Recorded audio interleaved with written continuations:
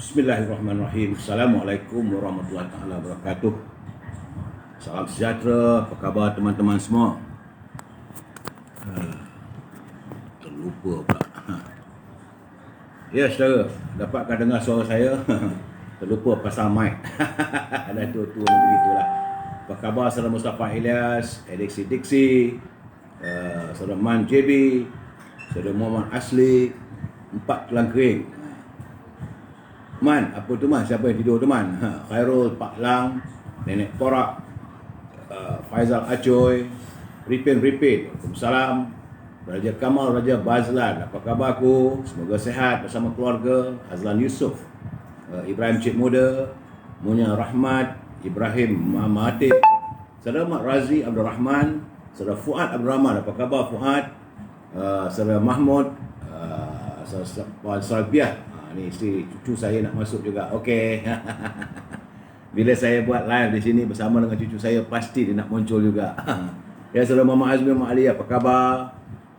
Kelantan, saudara Nasri Yusof, saudara Muhammad Usairi, saudara Muhammad Bosang, juga Hamzah Husin, Muhammad Abdul Rahman, Muhammad Asli, Pak Cha, apa khabar semua ya? Saudara Arif Kulaan, Dayang Sarah, apa khabar Dayang? Dayang ni mungkin dari Brunei agaknya ya. Edi Nur, apa khabar Edi? Lama tak jumpa. Mak Kira Pahang, Rosila, Munim Ahmad, apa khabar saudara? Terima kasih saudara Raja Bazlan. Yang saya pohonkan adalah like and share. Bila ada like and share tu, saya tahu bahawa pencerahan saya ini dapat disantuni dan didengari oleh saudara, dan supaya pencerahan-pencerahan saya dapat dikongsi bersama. Okey saudara, baiklah, saya kena percepatkan. Minta maaf yang tak dapat saya santun satu-satu. Amir Juna, Effendi, Saudara Zamri Nasir. Saya harus memberi pencerahan tentang COVID-19 kerana banyak cerita malam ni. Hari ini tanggal 17 Mac 2021, COVID-19. Kes baru meningkat sedikit. Semalam 1063, hari ini 1219. Dan bagaimanapun kematian ada penurunan. Semalam 3 orang, hari ini 2. Jadi jumlah kematian terkumpul 1220. Di Sabah alhamdulillah 2 angka dan memperlihatkan penurunannya. Semalam 38, hari ini 31. Cuma di Labuan ada naik 1 saja. Itu semalam tiada, hari ini ada 1 jangkitan. Di Sarawak ni yang membimbangkan saya bila saya melihat trend di Sarawak, iaitu semalam 183, hari ini dia naik balik 225. Jadi warga Sarawak berhati-hati saudara untuk sentiasa mengikut arahan dan juga saranan Kementerian Kesihatan, kerana trend di Sarawak tu masih lagi tidak stabil. Di Kedah alhamdulillah 2 angka, semalam 32, hari ini 26. Begitu juga di Penang. Adalah cerai sikit cik, Combi, Mami, semalam 175, hari ini 69. Di Perak juga yuk. Dah lega dah tu. Teman dah tak ada berdebar dah. Semalam 37, hari 24. Di Selangor ada peningkatan sebab semalam 323, hari ini 499. Jadi warga Selangor berhati-hati. Ikutlah arahan daripada Kementerian Kesihatan, penjarakan sosial, kalau boleh jangan keluar rumah lah dalam PKP ni. Di Kuala Lumpur ada penurunan, semalam 86, hari ini 54 ya. Selangor 499. Di Putrajaya ada jangkitan 5 jangkitan. Di Negeri Sembilan ada high, naik balik ni. Semalam elok dia turun 17, hari ini naik 46. Begitu juga di Melaka. Ingatkan boleh kekal single digit di Melaka. Rupa-rupanya di Melaka hari ini naik balik. Ada 20 jangkitan. Bagaimanapun ada double digit. Berhati-hati saudara di Melaka. Begitu juga di Johor. Semalam 91, ingatkan boleh kekal double digit. Rupanya hari ini dia meningkat sejumlah 169 orang. Di Pahang juga meningkat 1, semalam 2, hari ini 3. Di Terengganu berkurangan, semalam 23, hari ini 15. Di Kelantan semalam 67, hari ini 19. Dan di Perlis, ingatkan boleh kekal sifar. Tapi nampak gayanya hari ini ada satu jangkitan. Jadi pada warga semua, pastikan kita berusaha untuk memutuskan jaringan virus corona ini ya saudara. Baik, e-commerce jangan lupa dengan Azhar. Kalau saudara ada produk-produk saudara, kita berhubung dengan Azhar 011 33041241. Kalau dengan Azhar ni jangan lupa Renang Tok dan juga Baulu Berdal buat tangan ibunya, ataupun buku-buku saya. Dia tengah buat promosi tu, special discount. Berhubung dengan Azhar 0113304141, ataupun boleh berhubung dengan Siti Farehah 017-711-4300. Saudara Razali, Siti Farehah, jangan lupa dendeng manis Siti Farehah. Dan juga buah-buahan segar boleh berhubung dengan Syauqi 012-357-5703. Ni kita berniaga saudara. Saudara boleh berhubung dengan beliau untuk menjadi ejen atau untuk membeli buah-buahan yang segar yang murah daripada pasaran. Dan untuk saudara yang ingin berniaga, peluang perniagaan daripada syarikat Shoricus Legacy, iaitu jus segar dari ladang milik Siti Suraya dan Farqana Nasrun. Itu ada jus nanas dan jus roselle. Banyak khasiatnya. Boleh hubungi Siti Suraya dan Farqana Nasrun di talian 03-624-10786. Dan juga saudara jangan lupa ini pelbagai jus untuk persiapan kita menghadapi bulan Ramadan, pelbagai jus minuman kesihatan berasaskan kepada buah kurma, habitus sauda, buah delima dan sebagainya. Saudara, sebagaimana yang saya janjikan, bahawa inilah contohnya ini produk habitus sauda. Habitus sauda tunjuk langit. Memang sedap, memang baik. Ataupun satu lagi, ini produk daripada jus hal. Saya tengok ini boleh minum untuk sebulan ataupun 2 bulan. Dan yang semalam saya bagi pencerahan tentang iaitu jus madu dan cider apple. So 3 produk ini saudara memang baik untuk kesihatan kita, dan semalam saya telah memberi pencerahan. Semua ini berasaskan kepada pemakanan sunnah Rasulullah. Ini saudara boleh hubungi saudara Zul 0199170449 0199170449, ataupun layari di laman Toko Jamu Kemaman. Dan ada juga satu produk lagi, iaitu produk ini itu tonik mayang seri lebat. Tonik mayang seri lebat ini adalah untuk minyak rambut. Ia ekstrak daripada buah keras. Adalah tujuan untuk menghitamkan rambut dan mengatasi masalah uban. Tapi saya tak boleh lah. Saya ingat dah banyak sangat uban ni. Habis dengan kening-kening apa semua. Kemudian melebatkan, melembutkan dan meluruskan rambut. Ini untuk anak-anak gadis ataupun wanita. Serta memberi nutrisi dan menguatkan akar rambut. Ia juga merawat masalah rambut kering, rosak, bercabang dan kelememur. Di samping itu, ini tonik mayang seri lebat ini mengandungi aromaterapi untuk menghilangkan stres dan sesuai untuk seisi keluarga. Ramuan-ramuan ini adalah terdapat dalam tonik ini, iaitu buah keras, ekstraknya, santan, daun inai dan amla. Baik untuk saudara. Jadi kalau saudara, jangan lupa, bukan hanya kalau saudara nak beli, saudara juga boleh menjadi agen. Agen itu berniaga di kawasan saudara. Hubungi saudara ini Zul 0199170449, ataupun layari dalam web, tekan Toko Jamu Kemaman. Jadi saya minta saudara, kalau ada peluang untuk berniaga, laksanakanlah. Ini kita sama-sama kita mencari rezeki yang halal. Saudara, baik. Kita masuk dalam bab ini sabda junjungan. Sebenar-benarnya kerosakan kepimpinan sering berlaku akibat tindak laku dan pemikiran serta jiwa yang tidak lahir dari ilmu, tidak lahir dari kefahaman yang benar dan kejenihan jiwa. Kerana Sayyidina Umar Al-Khattab pernah berkata, berusahalah untuk belajar memahami sebelum kamu memimpin. Kerana baginda Nabi SAW pernah berpesan, di ambang kiamat nanti, sistem nilai akan hancur. Islam hanya sekadar slogan. Manusia keliru antara mana yang benar dan mana yang batil. Ulama jahat kian ramai. Lantas penipu-penipu dijadikan sebagai pemimpin. Makin menipu, makin dilihat sebagai berkaliber. Ini sabda junjungan. Dia sememangnya acap kali baginda Rasulullah telah menggambarkan senario kepincangan masyarakat yang jahil sanggup melantik makhluk perosak sebagai pemimpin mereka. Kerana Abu Zar pernah bertanya kepada baginda Rasulullah SAW, "Wahai Rasulullah, apakah yang lebih anda takutkan berbanding dengan Dajjal?" Jadi Rasulullah menjawab, mereka adalah pemimpin yang menyesatkan.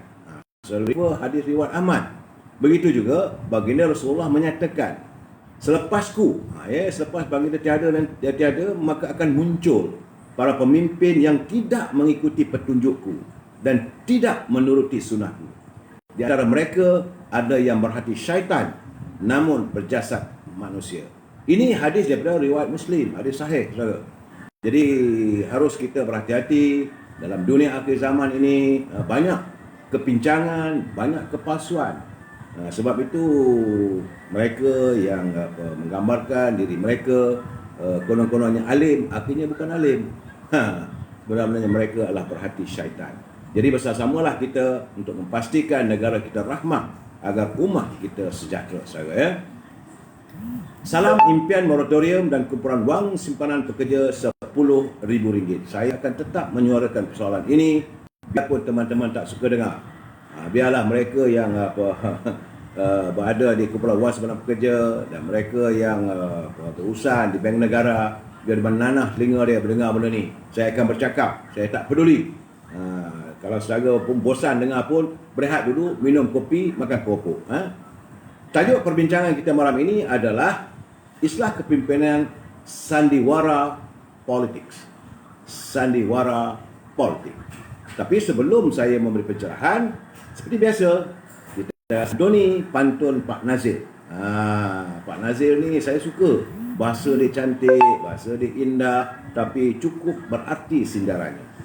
Apa kata Pak Nazir? Beli kepah dipilih sentuh, sama ladam asam Jawa. Beli kepah dipilih sentuh, sama lada asam Jawa.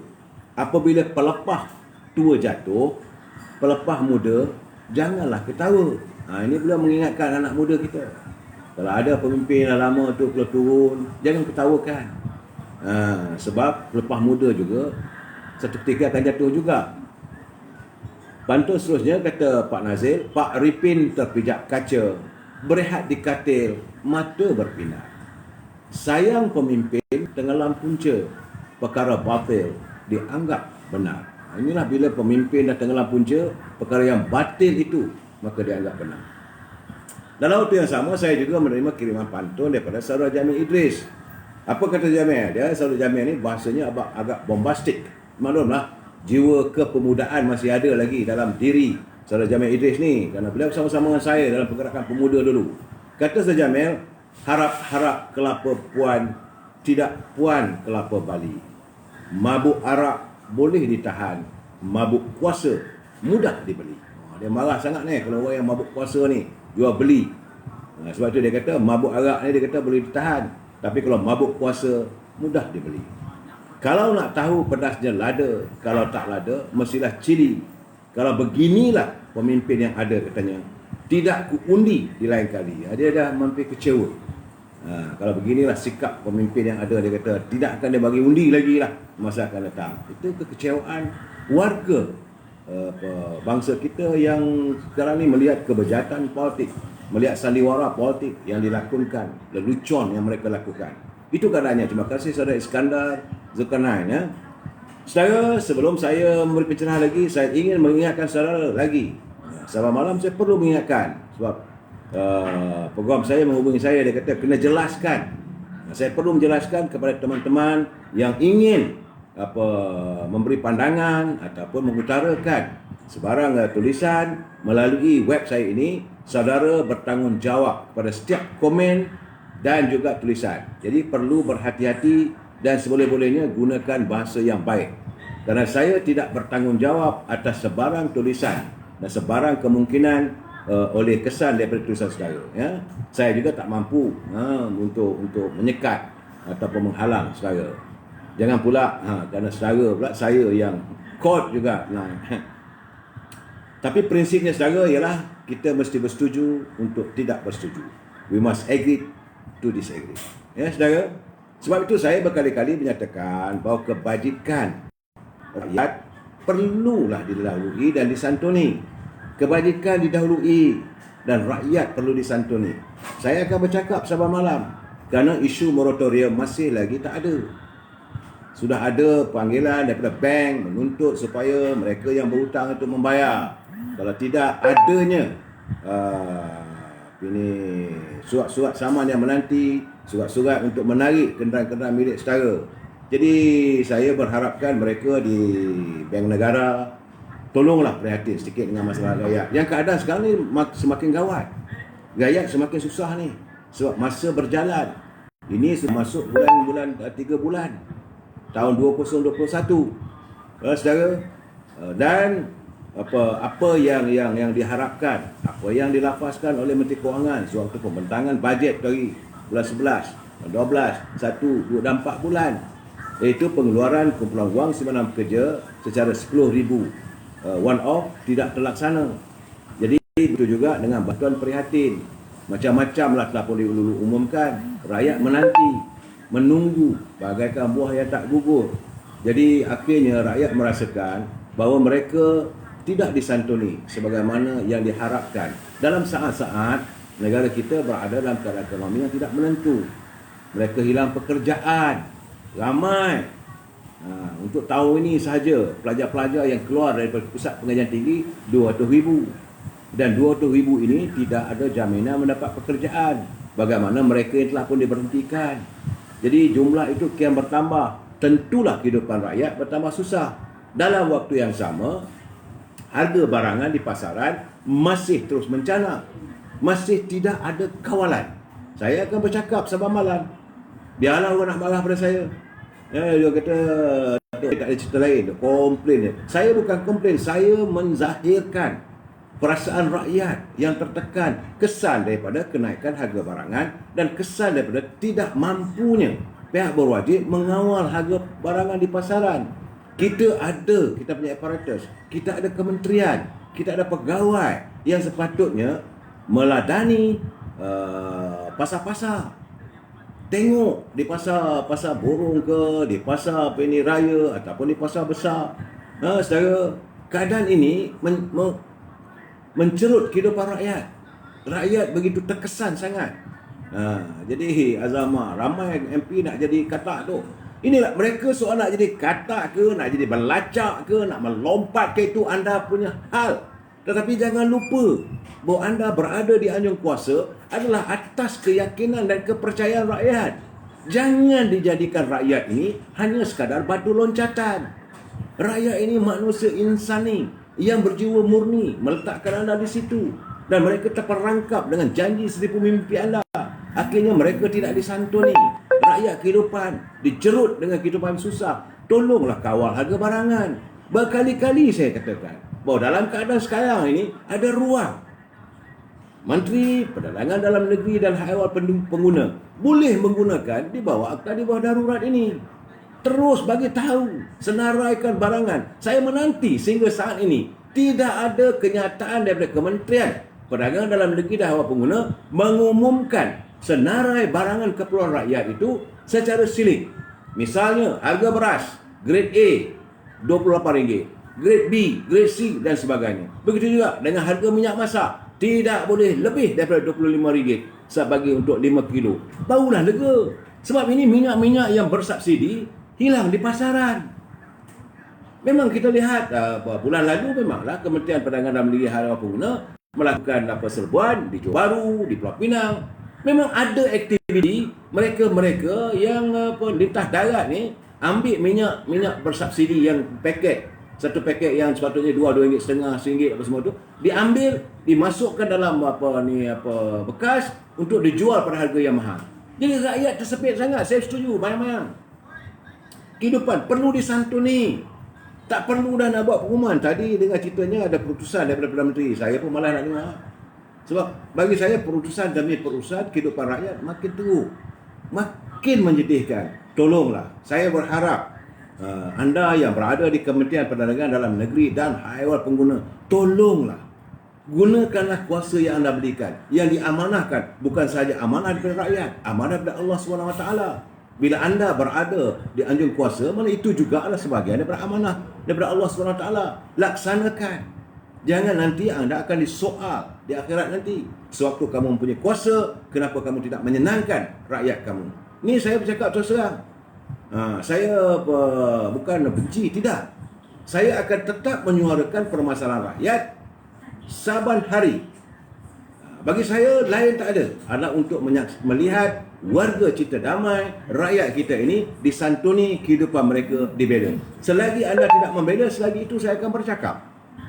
Litah kebau tu, itulah litah darat, litah kebau. Saya kalau boleh tidak mahu menggunakan bahasa-bahasa yang kasar. Sebab saya melihat, saya sedih. Tadi saya naik MRT singgah sekejap tadi dekat satu tempat. Dia jual kudapan, ada kacang, ada morokok semua. Saya bertanya dengan anak gadis yang menjual tu. Saya kata, macam mana dek jualannya? Dia kata hari ni nak dapat RM20 pun tak dapat lagi. Sedangkan pengguna MRT begitu ramai. Ketingnya rakyat tak ada duit. Duit semakin kurang, semakin ciput. Jadi mereka perlu wang itu untuk makanan. Tolonglah. Jadi saya janganlah untuk saya sentiasa menyuarakan pendapat yang begini. Saya rindu untuk bercakap keadaan negara kita bagus supaya dapat kita bagi pencerahan yang baik-baik. Ini tidak saban malam terpaksalah. Saya menyonsong kepincangan yang berlaku dalam negara kita ini. Bukan dilakukan oleh orang lain, oleh bangsa sendiri. Mereka yang berada di dalam kuasa. Saudara Syamsul Bahri, apa yang naiknya? Saudara pergi ke pasar lah. Tak larat saya nak buat satu persatu. Mungkin saudara Bahri ni nak membodek pimpinan, bodeklah, saya tak kisah. Pergilah ke pasar, lihat sendiri di pasar apa yang naik, apa barangannya, buat comparison. Yang saya katakan, Kementerian Perdagangan Dalam Negeri mempunyai kuasa mutlak. Dalam saat kita berada dalam suasana darurat ini, mereka punya kuasa, punya dekri. Siapkan senarainya. Saya kadang-kadang bila saudara cuba nak membela sedangkan benda itu tak berlaku begitu, memang saya kena angin. Sebab saya turun. Tapi bukanlah kerja saya pula nak catat. Saudara sendirilah lihat. Saudara akan menggeleng kepala. Dan kita sekarang ni nak menghadapi dengan musim-musim Ramadan. Walaupun pasar Ramadan akan dibuka, tapi saya tentulah barang naik nanti. Dan waktu begitu apakah anda nak tengok warga Cita Damai ini terpaksa terlibat, terjebak dalam kejadian jenayah dan sebagainya untuk terus hidup, untuk meneruskan kehidupan. Jangan begitu saudara. Jangan, saudara. Yang benar tetap benar, yang salah tetap salah. Saya minta maaf lah saudara. Saudara boleh marah pada saya, tak apalah. Saya lebih suka saudara satu dua orang marah pada saya, asalkan warga bangsa saya menyantuni apa yang saya suarakan. Itu saja. Bukan nak jadi champion. Saya bukan ada cita nak jadi wakil rakyat. Saya bukan ada cita jadi menteri. Tak ada langsung. Tidak sedikit pun ada impian ke arah itu. Yang saya mahu melihat warga bangsa saya ini disantuni. Jangan sekali-kali kamu menyusahkan rakyat. Selagi rakyat susah, selagi itulah saya akan melontarkan pandangan dan suara saya. Saya peduli apa? Itu pandangan saya. Saya minta maaf lah saudara. Kalau saudara daripada JKOM, saya minta satu saja. Rezeki yang anda dapat daripada jawatan anda itu jangan dipergunakan untuk menyantuni perkara yang tak betul. Apalah salahnya? Gunakan JKOM itu, turunlah. Anda dapat duit itu daripada ini, pergi ke pasar-pasar. Ambil satu persatu. Dan bincang dan hantar kepada Kementerian Perdagangan Dalam Negeri Haluan Pengguna. Kalau JKOM juga menuntut, maka dengan sendirinya harga barangan terkawal. Kita mahu harga barangan turun. Itu saja. Saudara, ya? Saya malah nak cakap benda ni dah berpeluh dah saya. Saudara, sebenarnya saya sedih juga kerana hari ini terdapat dua musibah yang tidak terduga. Itu pertama, awal pagi tadi, itu bangunan bersejarah di Kota Melaka, di Panah Petik. Itu berhampiran dengan rumah api atau lebih dikenali sebagai Red House of the East di Melaka. Dan petang tadi, selesai sahaja waktu asar, Pasar Keramat terbakar.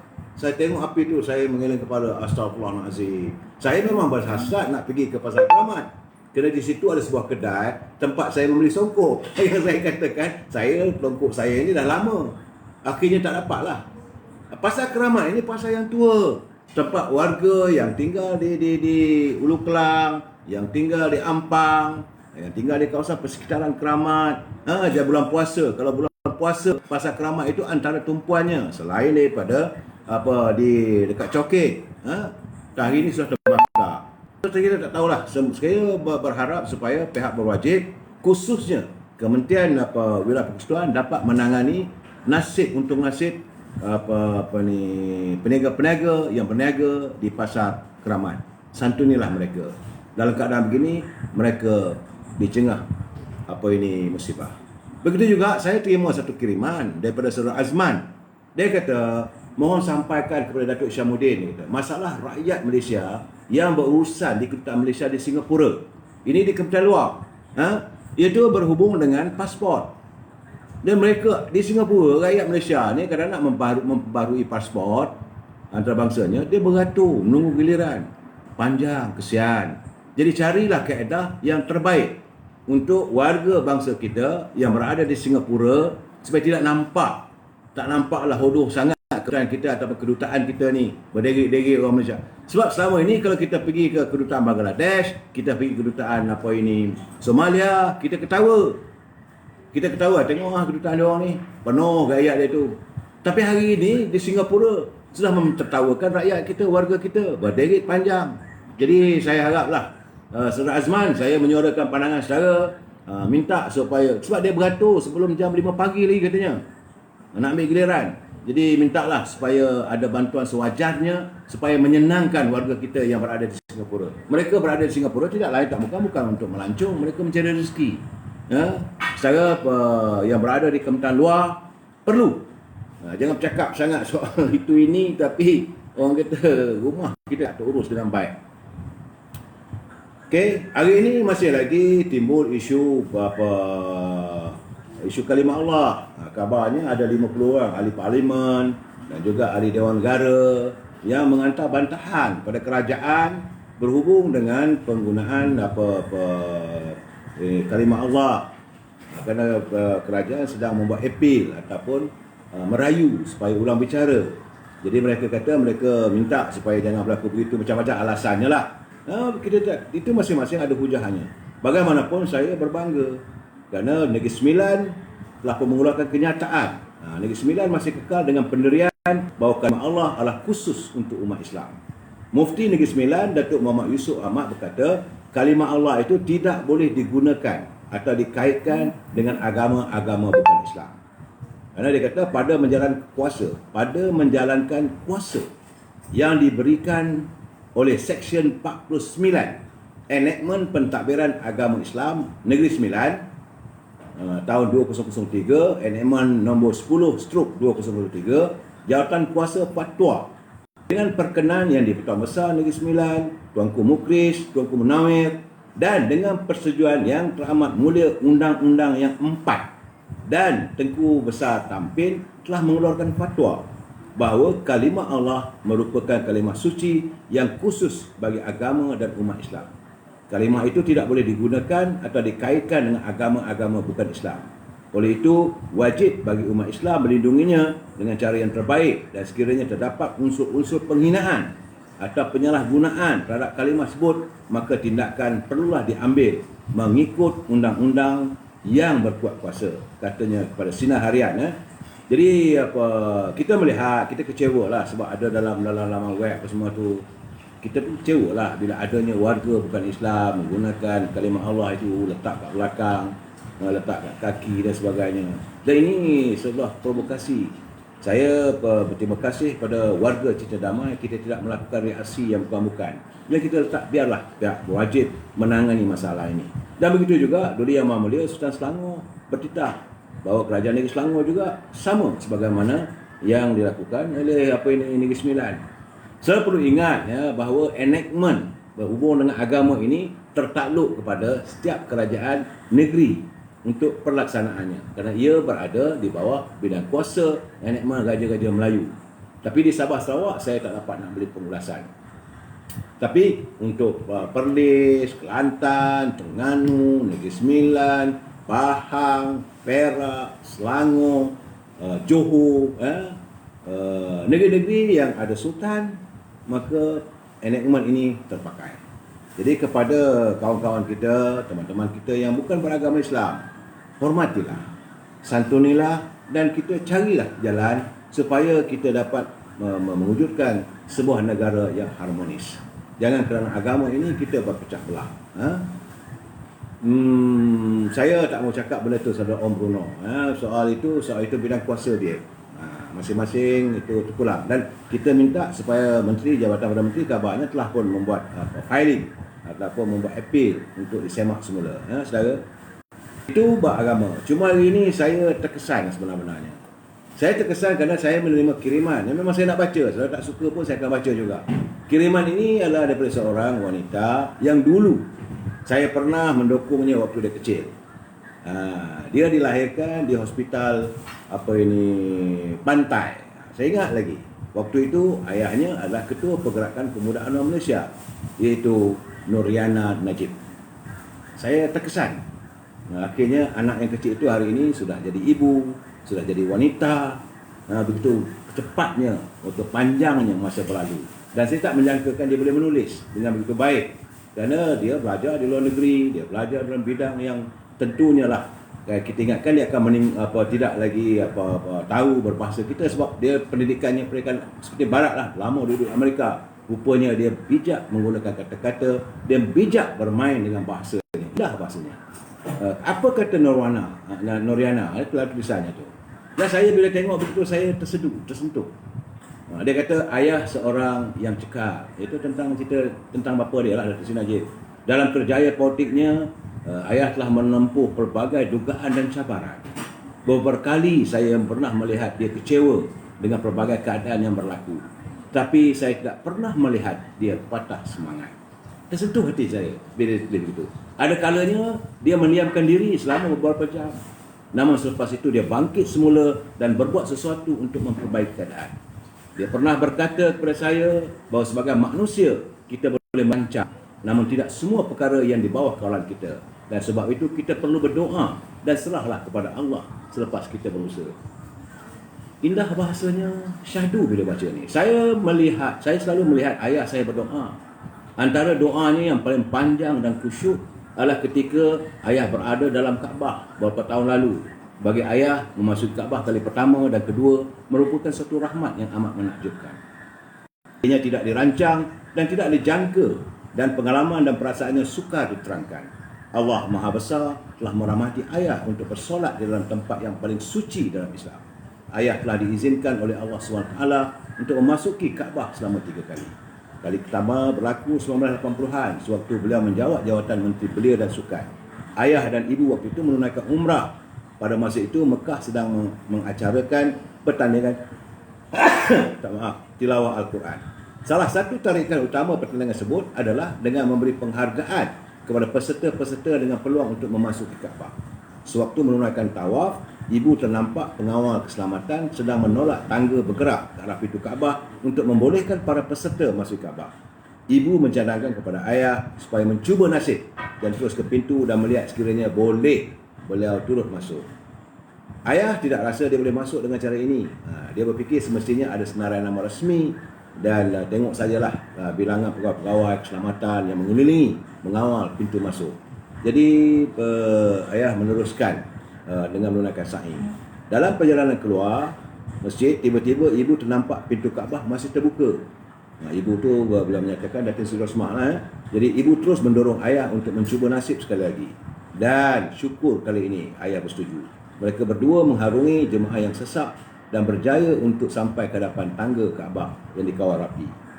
Sampai di pintu Kaabah, isu lain pula timbul. Mereka berdua tidak tahu berbahasa Arab. Memang apa bila masa pula Najib tahu bahasa Arab. Saya kata cantik tulisannya, ada jenaka sedikit, Noyana, I really remember you as a young, as a baby, Dan tanpa disangka, tanpa pasport atau sebarang bentuk dokumen pengenalan untuk mengesahkan identiti, beliau berteriak. Dia kata ini.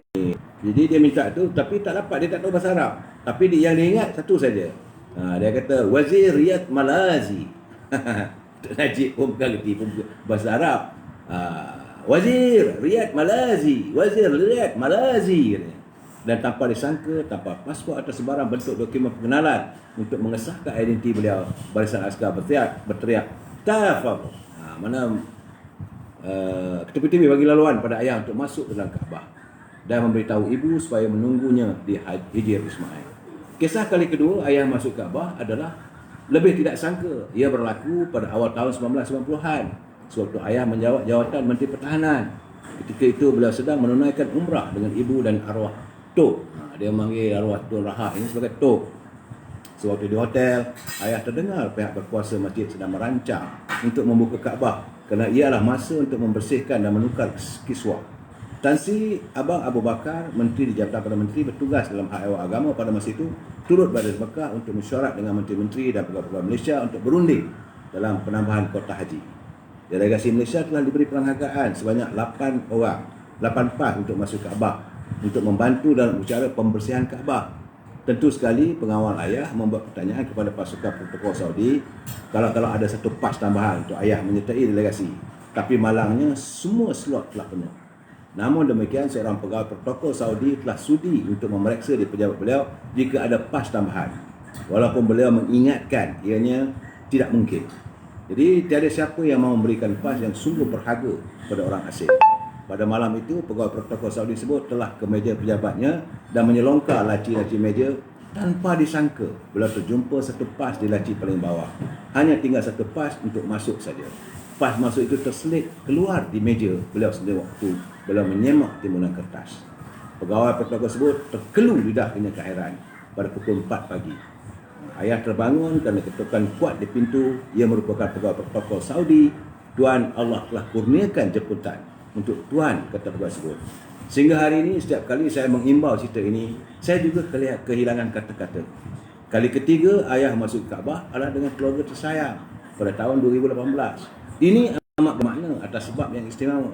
Sebagai seorang anak lelaki sulung, ayah berniat ingin membawa bondanya yang tersayang itu, iaitu arwah Tun Haji Rahah ke dalam Kaabah. Semasa ayah berjumpa dengan Raja Arab Saudi, Raja Salman, baginda bertanya pada ayah secara peribadi, adakah apa-apa yang better boleh buat untuk keluarga anda? Apa-apa saja. Ayah menjawab, ada tuanku. Patih ada satu permintaan peribadi. Adalah satu hajat dan impian bonda saya untuk memasuki dan bersolat dalam Kaabah. Saya ingin menunaikan impian itu untuk bonda saya. Alhamdulillah, Raja Salman telah bersetuju dan mengaturkan apa yang perlu untuk ayah dan arwah Tok dan keluarga untuk bersolat dalam Kaabah pada bulan Januari 2018. 36 bulan selepas itu, arwah Tok, iaitu Tun Puan Rahah, telah kembali ke rahmatullah. Saya percaya bila Allah SWT mahukan sesuatu untuk terjadi, walau apapun kemungkinan dan kebarangkalian, dia akan jelaskan perjalanan hambanya dan mempermudahkan segalanya. Subhanallah. Doakan ayah saya. Saya tersentuhlah bila tulisan anak ini. Sebab saya teringat bahawa Noyana ni, waktu dia lahir tu terlalu kecil. Comel bayinya. Waktu itu kalau ni Datuk Seri Najib tinggal di Taman Duta, bukan rumah sekarang. Dia menyewa rumah Datuk Kamati. Saya ingat lagi peristiwa itu. Jadi bila dapat tulisan begini, hati tersentuh. So whatever Datuk Seri Najib, saya selepas itu memang saya lama tak jumpa. 30 tahun lamanya tak pernah jumpa. Okey Ana, uncle still love you. Nah, ini apa catatan yang saya lihat hubungan. Sebab itu bagi saya dah berkata berkali-kali, apa yang berlaku di mahkamah itu soal mahkamah. Tapi janganlah sampai memutuskan persahabatan. Sebab itu saya cakap berkali-kali, saya baik juga dengan Datuk Seri Anwar Ibrahim, saya baik dengan Tun Dr. Mahathir. Saya bersahabat karib dengan anaknya, Saudara Mukzani. Saya bersahabat karib dengan Datuk Seri Anwar Ibrahim. Jadi kita tak boleh memutuskan persahabatan hanya kerana politik. Sebab itu saya hairan mereka sanggup memutuskan politik. Sebab itu saya katakan mereka ini bermain sandiwara. Hanya kerana politik kamu memutuskan silaturahim. Cuba kita tengok bahawa sebelum pilihan raya kecil dulu, PKR, DAP, Amanah, dia kata dia tuduh UMNO ni perasuah, UMNO menindas.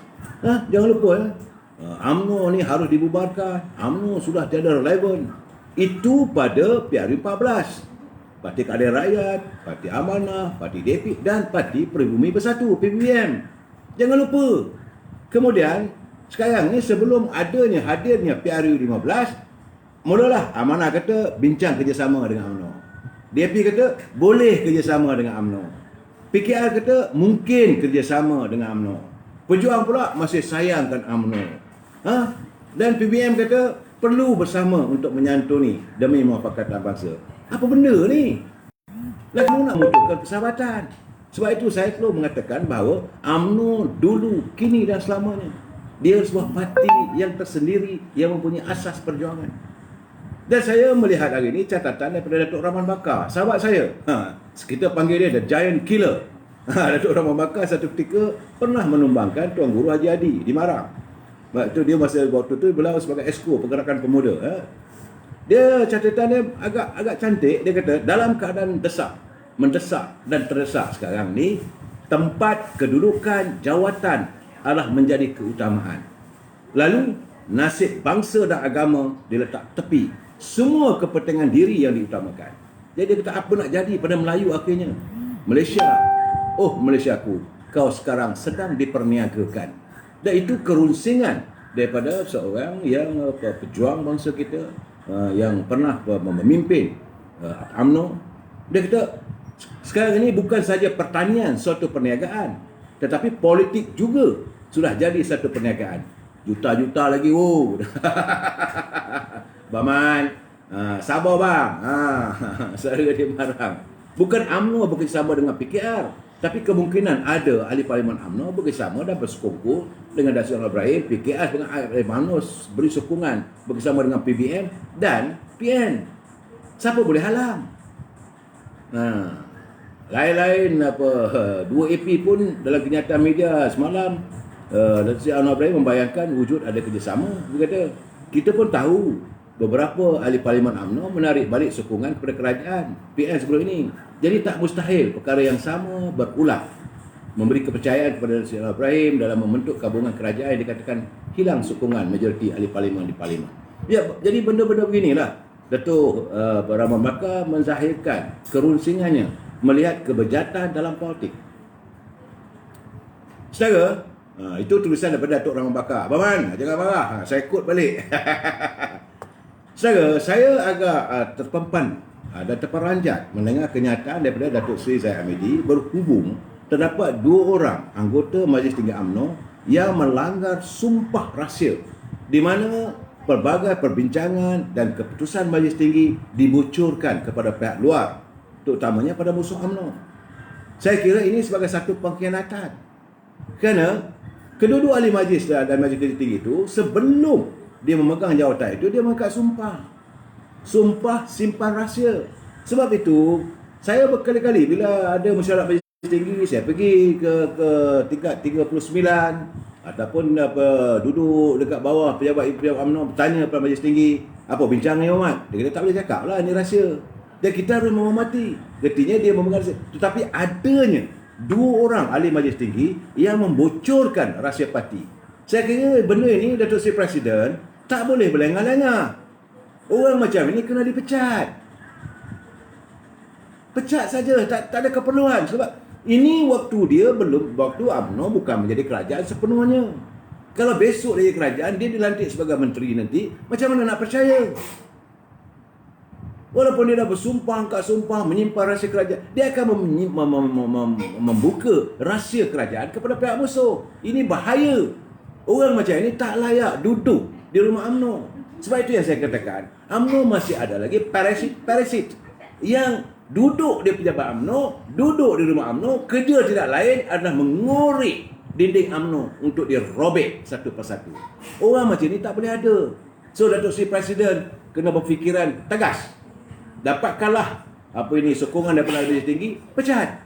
Saya tahu Datuk Seri Presiden dia tak akan bertindak sendirian. Dia apa-apa pun akan bawa pada Majlis Tinggi. Kononnya bermusyawarah. Dalam keadaan begini tak boleh.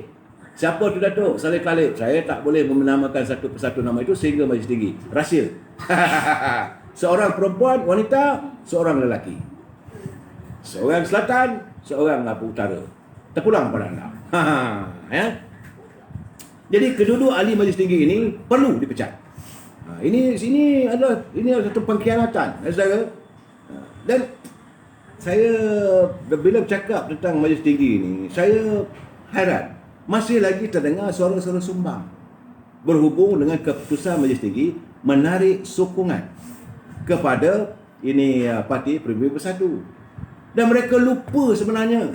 Saya sekarang ni, semalam ini saya nak mengingatkan, saya nak memberi pencerahan realiti sebenar keputusan Majlis Kerja Tertinggi UMNO dan Majlis Barisan Nasional Saya boleh bercerita kerana peristiwa itu berlaku. Saya berada di tingkat 8 di Pejabat Barisan Nasional. Waktu itu saya mengiringi Yang Berhormat Mulia Tengku Razali Hamzah untuk saat-saat pelantikan atau persetujuan untuk melantik Tan Sri Muhyiddin sebagai Perdana Menteri. Saya masih ingat lagi peristiwa itu. Tarikh saya lupa. Waktu itu Dr. Mahathir membuat keputusan tarik diri. Dan ahli-ahli UMNO menghadap Tuanku Istana kata UMNO tuntutan waktu itu adalah kita nak diadakan supaya diadakan pilihan raya umum. Tapi kerana waktu itu COVID-19 sedang melanda seluruh dunia.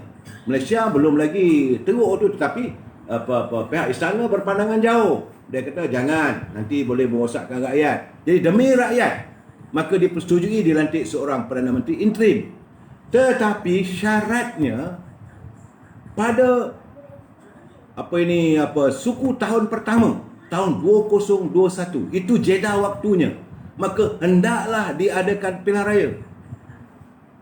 Ini dipersetujui oleh Majlis Tinggi. Sebab itu saya bila Tan Sri Anwar Musa duk bercakap semua, saya kata waktu itu dia Susah Agung, dia yang draft segala-gala apa pun, takkan dia lupa. Jadi seandainya selepas jeda waktu itu tidak berlaku pilihan raya, maka UMNO akan menarik sokongan. Jadi bila dah tarik sokongan, apa dah masalahnya? Sepatutnya kira-kiranya Datuk Seri Presiden ni berlapang dada lah. Dia kata tak apalah, kita tunggulah sehingga pilihan raya umum. Sepatutnya kalau tak buat, itu perjanjian. Kerana saya ada. Memanglah saya tidak berhak masuk dalam Majlis Tinggi Barisan Malaysia, tapi saya bersama Yang Berhormat Tengku Razali. Saya bawa mengiringi beliau datang dan mengiringi beliau keluar. Perjanjiannya UMNO dengan Parti Perbumi, kita menyokong pembentukan kerajaan kerana menyantuni pandangan istana supaya tidak kecoh pada rakyat dan untuk menyelamatkan negara supaya tidak terumbang-ambing dalam pembentukan sebuah kerajaan. Tapi UMNO dituntut awal-awal untuk adakan pilihan raya. So kita bagi jeda waktunya, tempohnya adalah suku tahun pertama, tahun 2021. Dan sekarang tahun itu sudah melewati, dah lepas. Sepatutnya sekarang ni bukan hanya tarik sokongan menjelang pilihan raya 15, sekarang pun dah boleh tarik. Jangan mereka yang menjadi menteri dah kesedapan jadi menteri itu tak boleh. Sebab ini keputusan Majlis Tertinggi, bukan keputusan Zahid Hamidi. Ini kena jelas. Jadi dalam keadaan begini, jangan dipersalahkan Presiden semata-mata atas setiap keputusan. Ini tidak. Kerana Tan Sri Muhyiddin mesti memanggil pilihan raya umum. Ini ada dalam perjalanan waktu itu. Perjanjian. Dah dimeterai. Apa lagi? Betul Fazlah Abdul. Sepatutnya tak ada dakwa-dakwi lagi. Sebab itu keputusan Majlis Tertinggi yang dibuat di Janda Baik hari itu adalah bertepatan dengan perjanjian awal antara UMNO dengan Tan Sri Muhyiddin. Tak boleh siapa nak cakap. Memang kita menyokong, tapi you berada sebagai Perdana Menteri itu interim. Ini tidak. Dah sedap situ nak bertahan lama. Dan hari ini sebab saya kata saya hairan apabila mereka yang menjadi menteri cuba untuk mempertahankan sehingga akhir penggal. Dan kalau sehingga akhir penggal menjadi buruk lagi tu, mereka mengutarakan no Anwar, no DAP, no PKR. Tetapi saban waktu mereka menerima lompatan ahli-ahli daripada PKR dan DAP. Jadi cakap apa benda dia orang ni? Sebab itu saya kata mereka bermain sandiwara. Mereka bermain sandiwara. No DAP, no PKR. Tu yang melompat tu siapa? Jadi ini keadaannya. Saudara boleh marah pada saya, tapi saya nak mencerita kebenaran, bukan saya nak membela sesiapa. Saya perlu memberi pencerahan yang nyata, yang jelas. Dan sepatutnya sekarang ni menteri-menteri yang ada ni kena refer baliklah. Sesat di ujung jalan, baliklah ke pangkal jalan. Ini tidak, mereka terus mencipta naratif yang bukan-bukan. Dan semalam Datuk Seri Anwar Ibrahim dah pun menjelaskan Bahawa tak ada pun sebarang pembentukan usaha untuk membentuk persefahaman. Tak ada. Soal nak berbincang, siapa pun boleh berbincang. Apa ada masalah? Tu ada table dah tu. Ini bukan ada table, tidak, saudara. Saudara jangan saudara membuat andaian. Saya bercakap melalui fakta dan apa yang saya tahu. Saya bercakap dan saya melihat. Contohnya, 2 orang ahli DAP terima masuk dalam pakatan ini menyokong kerajaan PBM. Begitu juga Xavier. Xavier ni parti mana? Xavier parti mana? Bukankah daripada kumpulan Azmin? Bukankah daripada PKR? Jadi sepatutnya kita berhenti bercakap soal naratif no Anwar, no DAP, no PKR. Kita put aside. Kerana sepatutnya ada no Anwar, no DAP, no PKR, no PBM. Itu sepatutnya. Sebab ini keputusan Majlis Tinggi. Jangan saudara nak marah, tiba-tiba saudara lontarkan kemarahan pada Presiden. Tak pasal-pasal. Ya memanglah kerana sekarang ni Presiden tak ada apa-apa jawatan. Bolehlah ada lutu dia sebarang-barang. Kerana Presiden bukan Perdana Menteri. Cuba Presiden Perdana Menteri. Inggih semua. Ini masalahnya. Dan sekarang ni saya cakap terus terang, ahli politik bolehlah kalau kita nak ada Grammy Award. Tadi saya berbual dengan seorang ahli Dewan Undangan Negeri di Perak. Yang ini saya tak nak sebut nama sebab ini memang saya dihubungi oleh beliau. Dia telefon saya, dia Datuk, apa tajuk malam ni? Saya kata saya nak bercakap tentang sandiwara. Betul lah tu, dia kata. Sandiwara orang politik. Saya ni orang politik tu, dia kata. Saya adalah ahli Dewan Undangan Negeri. Saya tahu yang lebih. Dia kata pelakon terbaik hari ni tak payah nak cari Hana Syed. Tak payah nak cari Maria Frida ke, tak payah nak cari siapa-siapa pelakon terbaik. Cari di kalangan ahli politik. Mereka sepatutnya didambatkan dan boleh dibagi award pelakon yang hebat. Antaranya Azmin Ali.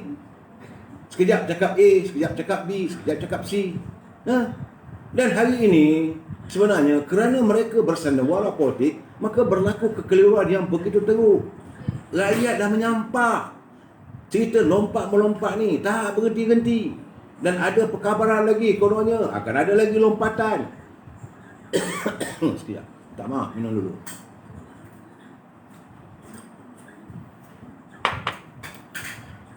Rakyat jadi keliru. Masalah rakyat tidak disantuni. Dan mereka mengkhianati rakyat. Dan sepatutnya orang macam ni tak boleh diterima. Tak boleh. Sepatutnya PBBM tak boleh terima orang macam ni untuk mendapat sokongan daripada mereka. Tak boleh. Kerana orang ini telah pun bersikap khianat bukan hanya kepada perjuangan, tapi kepada khianat kepada rakyat. Rakyat yang meletakkan dia sebagai ahli parlimen. Kita tak marah. Kamu menang atas tiket PKR. Okey. Kita masih lagi memanggil kamu sebagai berhormat. Tetapi apabila kamu mengkhianati rakyat di kawasan kamu, memanglah sebenar-benarnya ini memberi ruang lebih baik pada UMNO.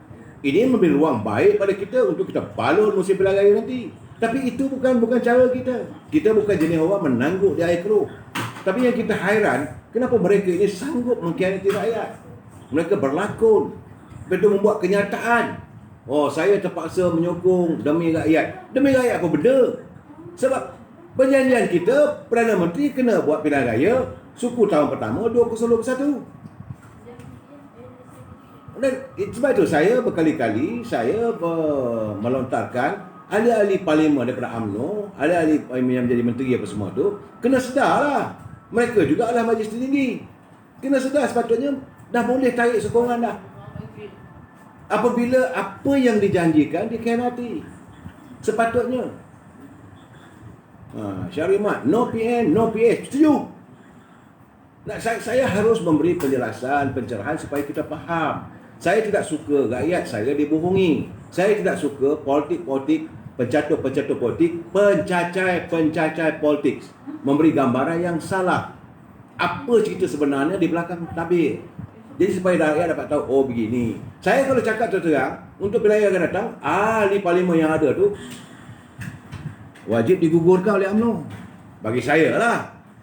Tapi jangan lupa mereka juga ada rakyat yang menyokong mereka. Mereka datang dari bahagian masing-masing.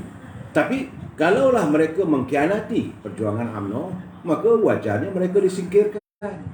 Perjuangan UMNO lain tak ada tentang rakyat. Rakyat tidak disantuni. Dan hari ini juga macam-macam cerita kesan daripada adanya lompat-melompat, rakyat sudah mula membuat andaian. Sudah ada tuduhan kononnya pimpinan kerajaan menggunakan aparatus macam mana kenyataan Datuk Seri Anwar Ibrahim semalam. Ini bukan apa kesan daripada berlakunya lompatan. Lompatan itu berpunca daripada orang yang melompat itu sedang disiasat. Jadi dia cuba untuk menyelamatkan diri. Itu persepsi rakyat. Bagi pihak yang menerima, saya tak tahu. Dari persepsi rakyat, bagaimana apa yang lontarkan oleh Datuk Seri Anwar Ibrahim semalam, dia kata apparatus SPRM digunakan untuk mengugut supaya mereka melompat. Kenapa diwujudkan satu naratif, satu cerita yang sebegini? Buruk, saudara. Sepatutnya kalau dia katalah dia nak meninggalkan parti, okey, full stop.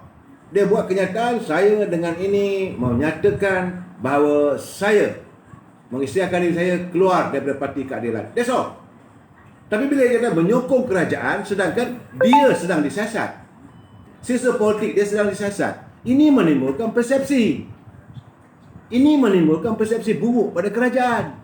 Dan kerajaan pula, pimpinan kerajaan apa parti kerajaan menyantuni apabila Azmin Ali buat kenyataan bahawa dia menerima kehadiran begini. Jadi kamu menyantuni orang begini, orang yang sedang disiasat, sepatutnya tak boleh buat kenyataan. Habis-habis sangat, ialah bolehlah buat kenyataan. Itulah buktinya parti mereka sekarang ni berkecamuk. Itulah artinya tidak ada kestabilan dari parti politik so and so. Sudah. Ini tidak. Anda mengalu-alukan kehadiran. Ini tak betul. Apabila dua orang ahli DAP, seorang tu masih lagi dalam proses perbicaraan, bukit roboh dan sebagainya, tak tahulah dalam proses perbicaraan ataupun habis. Tetapi persepsi rakyat, takut kena hukum, maka melompat, menyokong pimpinan kerajaan. Ini tak betul. Sebab itu saya kata, kita UMNO, kita bangga.